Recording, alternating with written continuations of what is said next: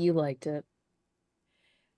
Hey, everybody. Welcome to Buzzing About Romance. I am Becky, and joining me for this episode is Leah. Hi, Leah. Hi, Becky. You're not going to sing for everybody? No, I'm not. I only do that for you guys and in my shower. And her shower. And Amanda. Hi, Amanda. Hello. And Jenni. Hi, Jenni. Hey, Becky. And I'm supposed to share with everyone that this is one of Heather's top reads ever, ever, ever. And she refuses to accept any criticism. So if you have not something positive to say about this book, she does not want to hear it. But she was unfortunately not able to join us this evening, and we're thinking of her. So, but I do have some criticisms. So Heather, please turn out. Anyway, so on this episode, Sip and Discuss episode, we are reviewing Blindsided by Eden Finley. This is book 4 in the Fake Boyfriend series. This is not a fake boyfriend book. It's not. No, there's a note about it, though, on the front of the book that it's not. But it doesn't open on the note, so you have to go back to get to the note. I did not go back. I don't remember. I didn't go back for this one. Audiobook, so I did not even know that. The audiobook does give it, but well, that's cheating. It's not a fake boyfriend series, or really. Anyway, I'll stop. Anyway, I have thoughts about that. Don't call a series something and then put a book in a series that isn't that thing. That's all. That's what I got. Jenni's That's it? That's it. She specifically said, like, these characters wouldn't shut up, so she gave them a book. But give them a different series or spin it off. Or make them a standalone. No. No? You can't do that with this one. Like, because the other, like, they're too ingrained with the other people. They're intertwined too much. Then call the series something else. Like, the or name... it's just... What, Jenni? She already wrote 3 other books. She can change the series name. That's happened. It has happened. Why didn't but then we would just bitch about that, though. Right? Oh, yeah. I would not bitch about it. You act I didn't mean don't you shake specifically. I meant readers in general. You act like but you specifically would bitch about that, too. I probably would. I'm a bitch like that. Okay. So, who wants to read the things to know before we start? I can. Okay. Excuse me. It has a subgenre of LGBTQIA romance. It was released March 18th, 2019. I didn't realize this was that old.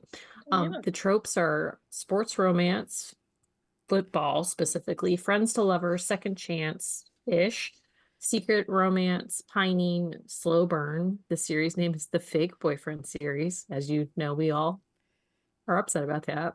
It is a interconnected series of standalones. It is told in dual first person point of view.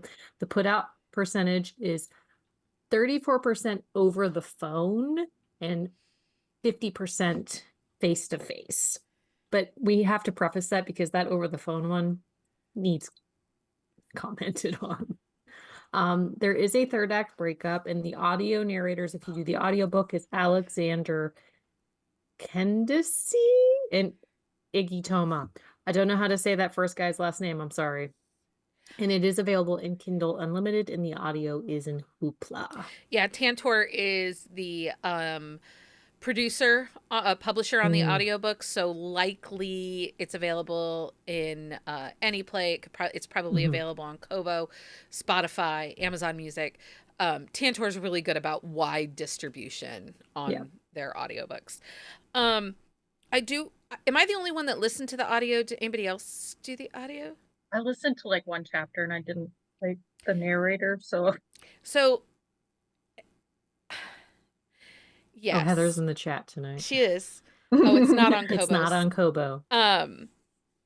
So this was difficult for me to do an audio because Alexander is not good. And they don't clarify where Miller is from. until like 5 chapters in.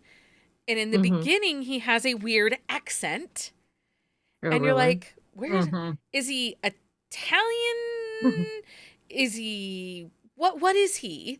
Come to find out, he's supposed to be from Long Island. And I will say he did not have a very good Long Island accent. That's the because I like jumped in the middle and I was like, what is going on? Yeah. I can't do this. Alexander is I the mean, one that that's- did Talon, right? Talon's the one that was the quarterback that didn't get hurt, right? Yes, Correct. Talon was the quarterback from Denver. And Miller's the other guy, right? Yes, Miller. Okay. Hey, I had to remember 2 dude names. 2. I mean, come on, people. And those are This their is why last Becky names. doesn't Yeah, I do was why like, do you choose. know? This is their why we first name? don't do why choose, because Names are hard. names are hard. And then I had Jackson and his boyfriend I had to remember, and I'm like, I mean, honestly, Well, those but then two there were was like Damon and Maddox also. Alex. There's a lot of boys. Alexander. There are Like, Gossip boys. there's some. Yeah, Hor- there's that's a horny Ollie. bunch. It's a really horny bunch. They're not college, so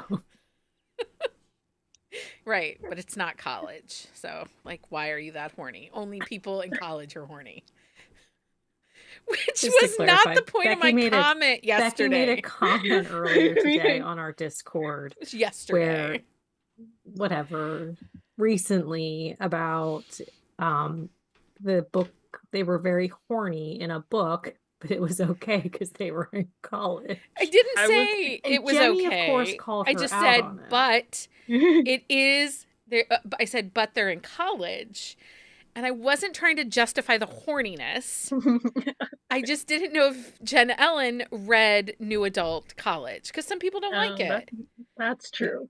But the way I read it was It was as all a in the but. inflection. Yeah. Well, I'm sorry. People from the age of 21 to 24 are horny little fuckers. Well, I mean, I've heard some of Becky's stories from her college days, Yeah. so I was like, hey, maybe that's justification. Everybody deserves a horror era. Okay, so Iggy had a weird accent. There was a purpose. Like the train derailed already. You guys get back did. on the tracks. Iggy had a weird accent, but he did the accent, which is good because, you know, characterization, and he kept it. But as a listener / reader, we don't have that background on him, so he just sounds like a weirdo. I mean, that's fair. So And that's the thing, like when you go into an audiobook, like a narrator can make or break a book. it can, but it didn't break the book. It just, I sped it up so we didn't have to listen to a stupid accent too much. I mean, I speed stuff up anyway, but sometimes it doesn't help. Yeah. Just say. So was this everybody's first Eden Finley that's on the podcast, not Heather in the chat, talking about the Yes. people on this No. podcast? No, this was my second. Is this your second? Well, I read the egotistical, one of the ones in the egotistical fuckboys, which she does with Saxon James. Oh, it's the Okay. co-written one. Yeah. So this was your first individual. Solo, yeah. Okay. I really enjoyed her writing, and I did look up Yeah. her pronouns before we started. Eden Finley goes by she, her. I looked because I wanted to make sure I was being smart, because we still believe in all of that, even with everything else. Yes. Yeah. See, I wore my gay dinosaurs.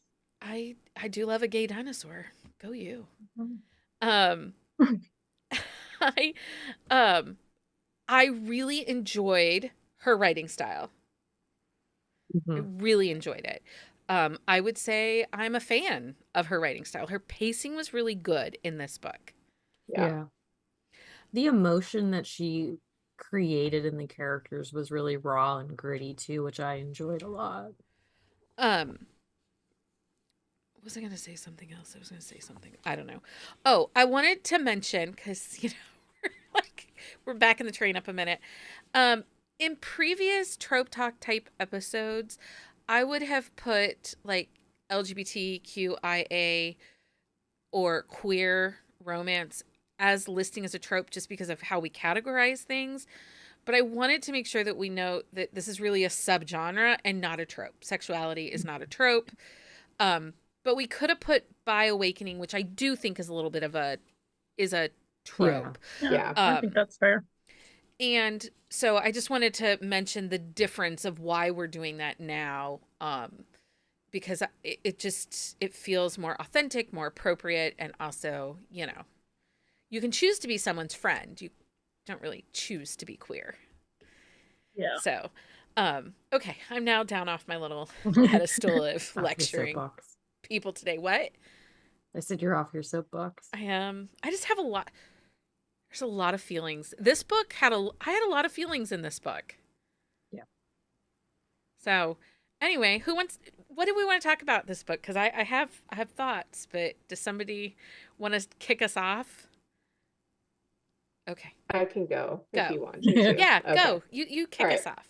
So this is not a criticism, but I wouldn't say, like, if you asked me for a football rec, I wouldn't recommend this because I don't think that the football really shows up. There's barely any football on page. I mean, you could switch this out for any professional sport and it would work because it was more about the team dynamic. It was more about them existing on the same team and, you know, realizing that they're bisexual and how that works for them publicly and all of that. But I think you could have made that case for any professional sport. So and not that I minded it. I mean, I didn't mind how the football was handled or any of that, but it's really not present.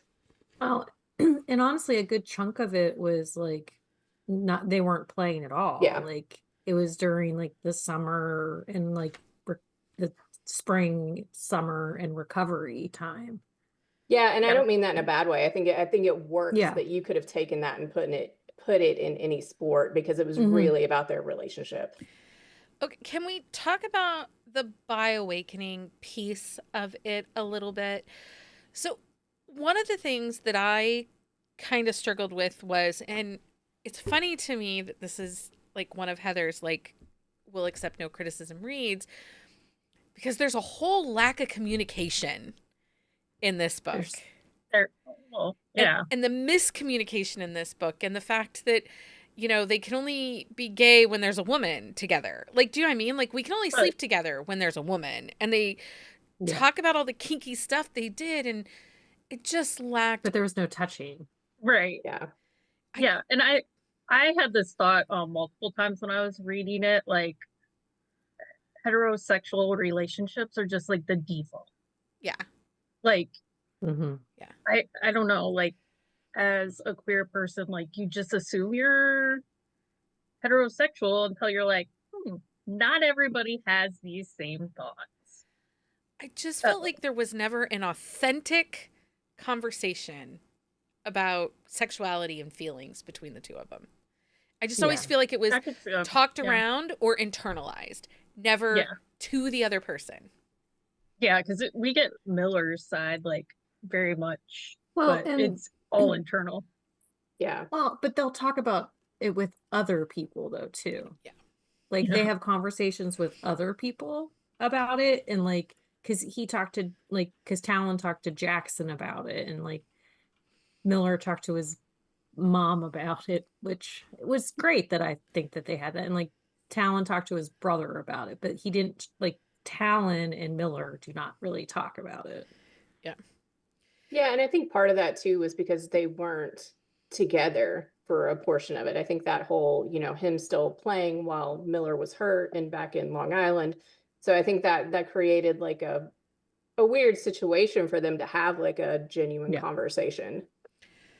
Well, there's a lot of avoidance too. Like one of them would get freaked out and then avoid. Which I thought felt pretty real. I mean, to me anyway. Well, now speaking, I believe that there is only 2 men in the NFL that are out as being bisexual or queer openly. I think it's like 2. So I think that this was a more honest portrayal of what it's like to be bisexual in the spotlight not so much bisexual in sports. Yeah. Because again, Yeah. there wasn't a whole lot of sports. There is a good coming out Colton. He used to be an NFL player. Like, I think it's probably on Hulu, maybe Netflix. That was really interesting to see how like Yeah. homosexuality is handled in the NFL. And there are more retired players that have come out. Yeah. So this kind of like touched on like this would be easier if like maybe Miller doesn't come back or Right. Yeah. we Right. wait. Yeah. Oh, Heather says in the chat there have been 16 out gays and bi players in the NFL. So I felt like it was authentic to being bisexual and out in the spotlight, not necessarily it, because again, so much of the professional sports, they hide it till they retire. Well, but you can look at it as like any like celebrity, like That's why I say their spotlight. sexuality is very questioned, and there's always that fear of what if I do come out? Like what what will happen to my career like if I say yes, this is me? Like there's just so much questioning about whether or not it's the right choice to do it. And I think that this gave a very like real interpretation of that. Yeah. Yeah, and I think it's also like something that we want to see more of, like we were Yeah. talking about seeing more women coaches, seeing more Mm-hmm. women owners, like, like it may not be here yet, but I mean, this is where, the author and readers would like to see it go. So I think there's a bit of like, hopeful thought process there. Yeah. She Yeah. did really well at like because Talon's more in the spotlight. Like she did really well at like showing how that affects him more, even though he Mhm. was kind of like, who cares? Yeah. Yeah, I really like that she kept like that tension going. Like it didn't like as soon as they were back together, it didn't all fall into place and everything's Right. No, because it perfect. pretty much is till the very end of the book, like that whole like idea of like whether or not it's the right choice or not. Yeah.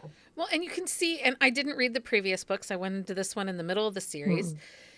And, it starts off with the coach having that conversation about Jackson and, like, do people feel comfortable and all that? And I just thought, why do we have to keep having these stupid conversations? Yeah. We're grown-ups. Like, we're But humans. are we? Well, for the most part, we are. I know that yeah, we but we are. are Unless it's not boobies on a everybody. ceiling, and then Yeah. I'm We are a not. very small minority when I you know. actually like get down to it. I know. One of the things that go ahead, Jenni, what were you gonna say? Those guys get paid enough to like suck it up and like Right? Right? feel. I mean, This I is loved true. like the comment. One of the lines that she has in the book is, "I patted his ass in a very sports appropriate way." Yeah, she had a lot of good one-liners. And I was in this like, book. yes, okay, sports appropriate way. So it Well, wasn't because I like, mean, that's the thing. Like when you watch sports, like there is a lot of ass grabbing. yeah. Yeah. We could be a team, Leah. No, That's no, an we HR can't. violation. I'm We like, can't. no. It's again an HR I violation. don't think I have ever touched your butt, Rebecca. No, I don't think so. I mean, granted, we're not usually in the same state, Right. so it can't happen. But even when we are, can't say that it's happened. my butt's pretty big, so it is hard to avoid it sometimes. Maybe an accidental grazing. Okay. One of the things that I think Anyway. Yep. I think Eden Finley does really well is the realistic depiction of sex.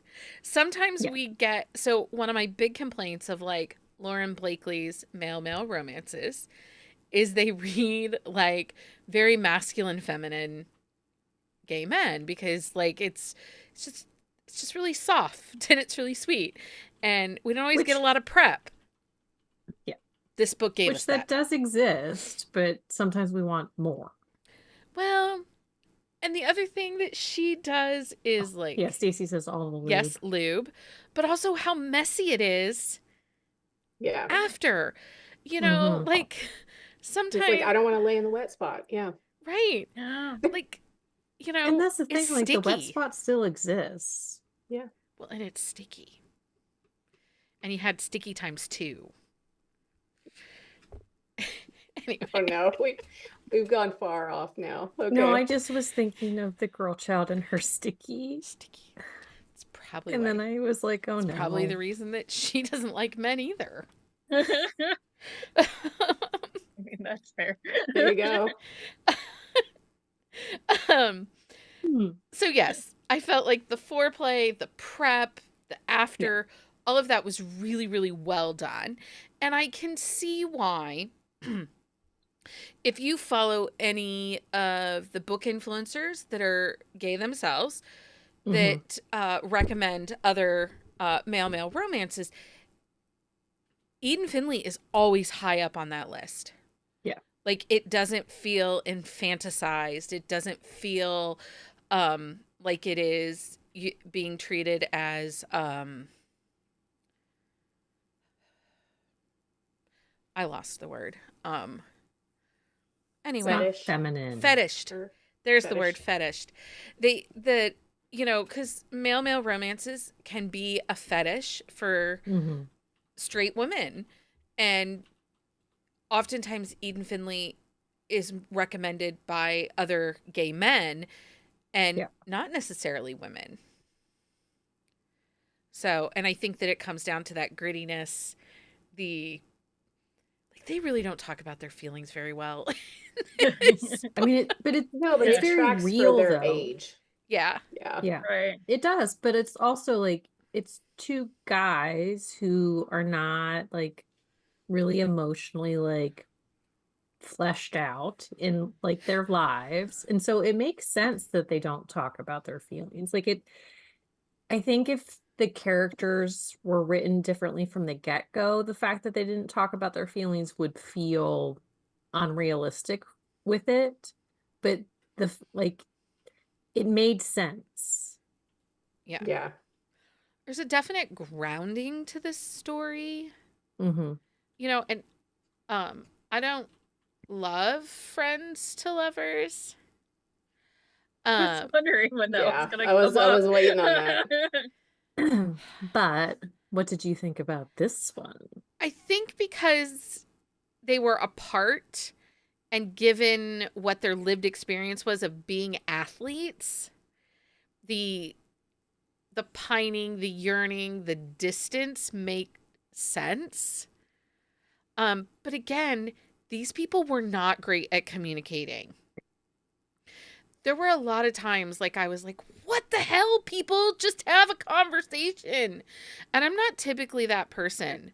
But for this being like, there's the whole phone conversation that they have, I think it's like at 25%, where he's like, why did you come to Chicago? Yeah. And he's like, I came to Chicago after I've thought about it. I came to Chicago for you. But then after that, everything else is all internal monologue. Yeah. Like, he doesn't say anything. He's like, we always just had a good time. And it's like, Yeah, I think that's like Leah was saying, like that's them though. Like he Yeah. just realizes it like as he's saying it. Like he's definitely the kind of guy that like it has to come out of his mouth before he's like, oh. Yeah, like he voices it and then he's like the light bulb pops on. Like there's so many aha moments like as like the book plays out because like they say things and they're like, "Oh, that makes more sense now." And I think that's the big thing. And I mean, if we see them in like 3 or 4 years, I think the communication would be there because they're not having those like aha moments anymore. Like they are established. They are like in the relationship. They're not discovering like who they are anymore. Like they're working on like their lives together instead of like the figuring out yeah, aspect of it. And I think that is one reason the book works so well because there's so much self-discovery and self-growth throughout it. And it's not always like positive discovery or positive growth because there's a lot of up and down in this book, but it works. Like I think that's the thing. Like by the end of the book, yes, they're communicating better. not great, but I still believe that they will get better at it. Yeah. Yeah. Heather said they were sort of stupid, but lovable stupid. They were lovably stupid. I will say that.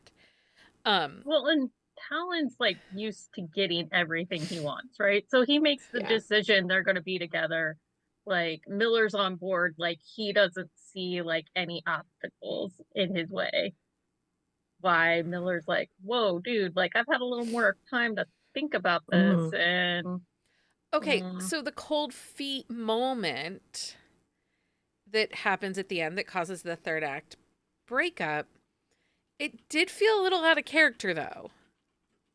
Well, I think even though Miller's had more time to, to be aware that he's bisexual, he's still very much like in the closet. He's told his mom and the few people that he had interactions with in college, and I think some of it too is like, he's realizing what it's going to do for him because he's not where he is in his career, like in the same place Talon is. So he's worried, this will just be an extra nail in the coffin for them to cut him. And then I think he's also thinking about what it's going to do to Talon's career. So I thought that was very like on brand for who he is. Yeah, I agree.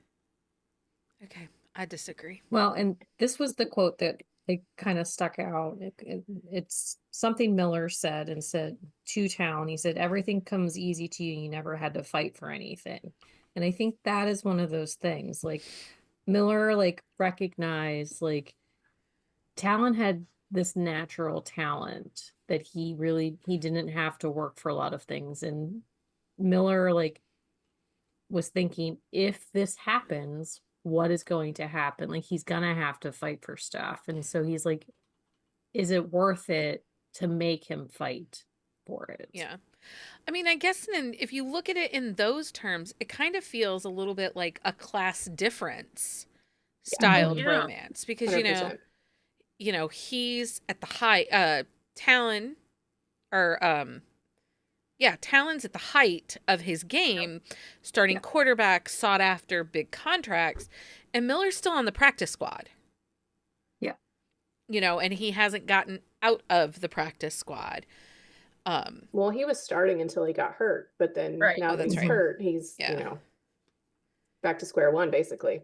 And on his last year of his contract, which, Well, and I think she did a good job of like even making that go back further because like they're in college, like Miller's the kid from like the single parent household, like his mom had to work extra hard to like get his sister to the same school, where it seems like Talon's parents are still together. They probably have a little more money, like yeah.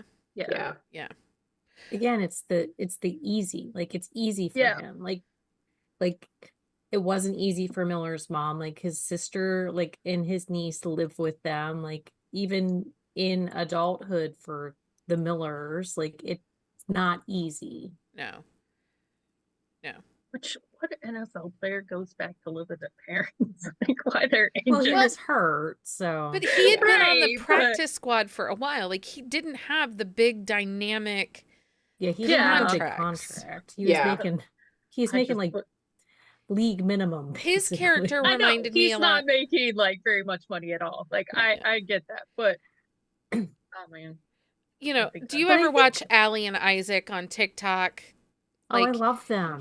Love them. I mean, she makes more money than he does doing her real estate and influencing, and he was on practice squads or on the 32 man. He got cut a lot, and they had to move a lot. All over the place. They just announced that he's retiring. Oh, is he? Well, because he didn't get any contract this year.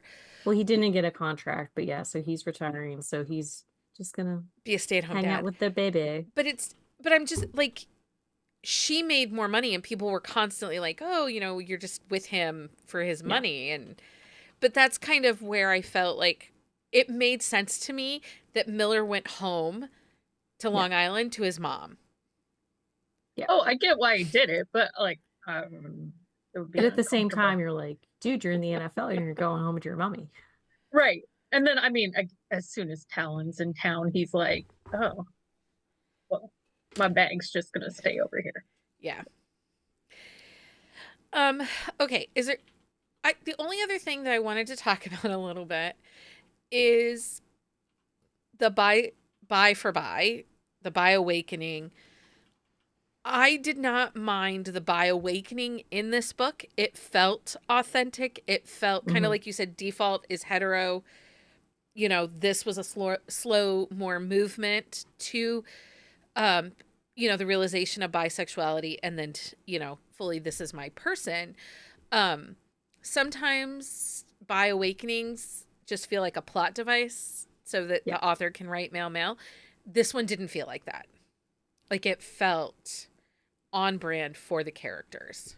And I think they talk about it a couple times. Like, I mean, sexuality is definitely a sliding scale where, like, just because you're bi doesn't mean you're attracted to everybody everywhere. Right. Like, Right. we all have our types.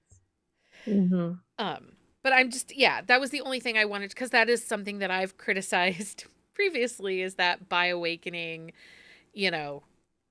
bi to gay awakening kind of thing can sometimes feel like a plot device so that the author can write what they want. Well, it doesn't seem genuine. Yeah. Like, in the way that it's written, and it makes it frustrating. It does. Okay, is there anything else about this story that we really need to talk about? I don't think so. There was a lot of sex in this book. Pretty much everything. These people did it a lot. They were horny. People what?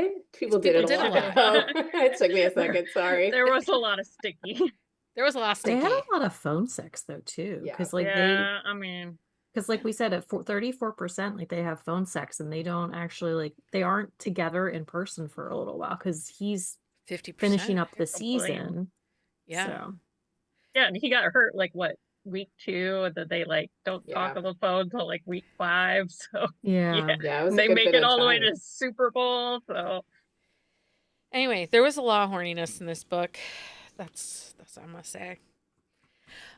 Okay. So, thumbs up, thumbs down. Leah, thumbs up, thumbs down on Blindsided by Eden Finley. This is a thumbs up for me. I really enjoyed her writing style, the way she wrote her characters, like the grittiness that she gave them. I would definitely read more by her. Amanda, thumbs up, thumbs down on Blindsided? Yeah, it was definitely a thumbs up for me. I've been reading, but it's been taking me a while to finish a book lately. I mean, I'm averaging 3 days a book, and I read this in a day and a half. So yeah. Yeah, it was an overnight audio, and I could not put it down today. I got not a lot else. As you can see, because I was tinkering with websites and stuff that really made no sense, why are you rewriting bios?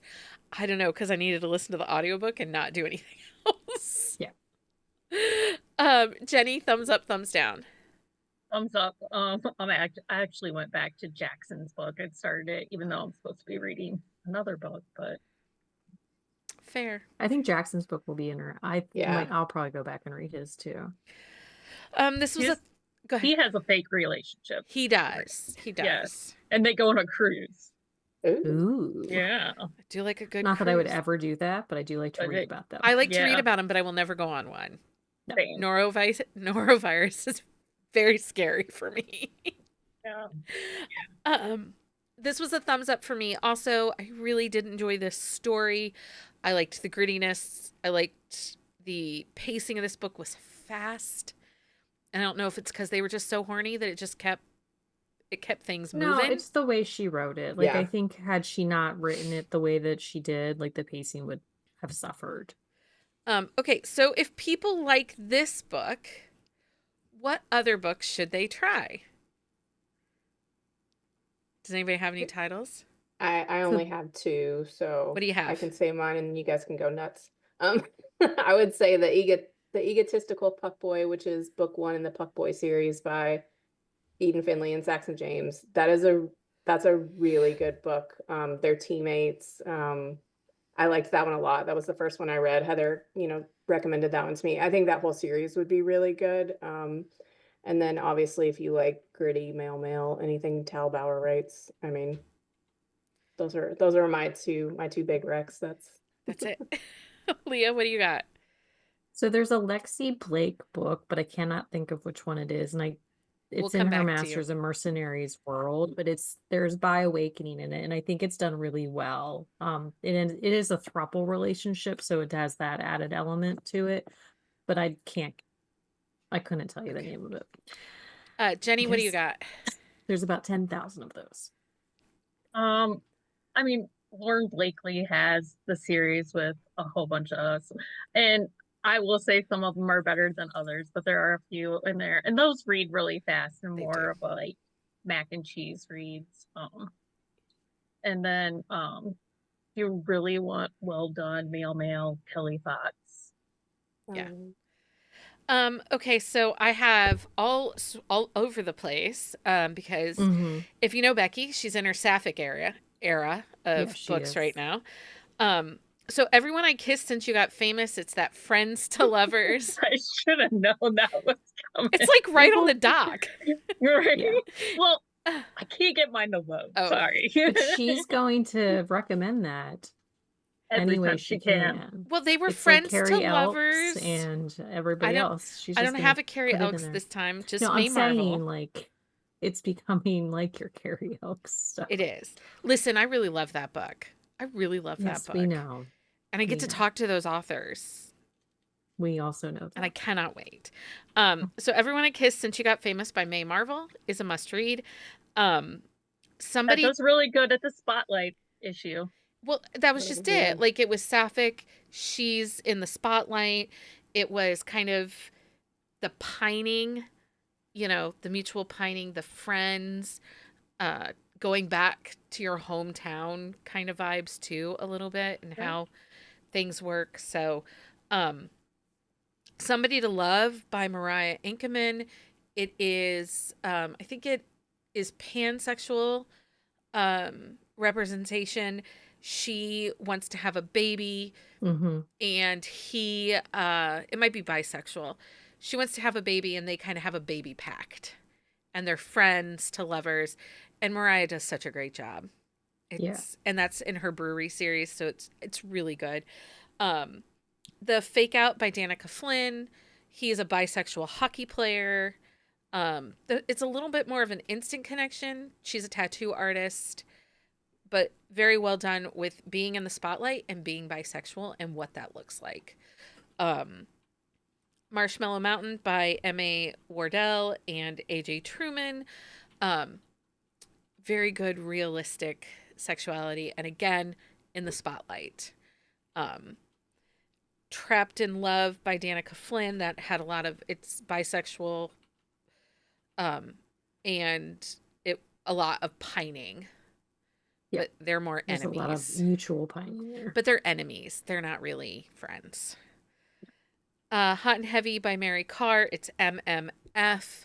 And there's a By Awakening in the midst of that. And I don't think anyone's in the spotlight in that one. No, not in that one, no. Late Bloomer by Maisie Eddings. Eddings. I think it's Eddings. Anyway, Eddings, it's sapphic. It's a By Awakening. That's new adult. And then Better Than People by Roan Parrish. See, there's my other one. That's a really good May that's a Marvel really good and book. May Marvel and Roan. Like Really anything by Roan is a must read. I love Roan. I love Roan too. Anyway, okay, so that's what I have for book recs. You can find this list on our website in our on the shelf show notes. We talked about it a little bit on Sunday because football was our theme on Sunday. We are off this coming Sunday for the big game, which I hope the Kansas Shitty Chiefs. I don't really like them because did you see their freaking owner, wife lady, who was like, we're in the Super Bowl because God wanted us there. God does not give two craps about your little football team. He doesn't. Anyway, I'm feeling a little ragey towards them. I hope they lose. I hope the they've Eagles won win. twice. They don't need a third one. I mean, honestly, I just hope that they, go down in a fiery blaze. In a Anyway, blaze of glory. um, I don't like the Pits of Eagles, but I will be hell of cheering for the dinner. Eagles. I will be cheering for the Eagles. I mean, I was born in Same. Philadelphia. I should cheer for the Eagles, right? It makes sense. It does make sense. Okay, there we go. So we'll be back. We're not here Sunday night, but we'll be back on Wednesday with another great football romance, Rival Hearts by Maggie Rawlin. This is book 1 in the Queen City series. So that's next. Did I get it all out? Yep, I think so. Okay. Anyway, everyone, thank you for hanging out with us. Have a great rest of your week. And until next time, everybody. Happy reading, everybody. Bye. Bye.